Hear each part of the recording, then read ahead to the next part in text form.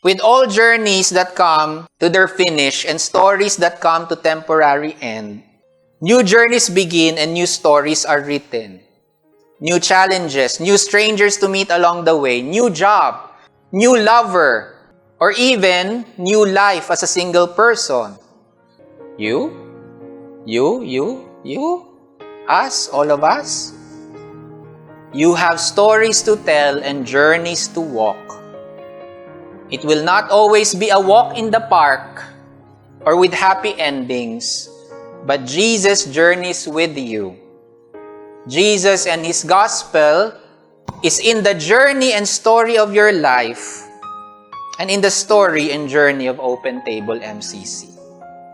Let us all together journey on and continue our story as queer Christians and as MCC.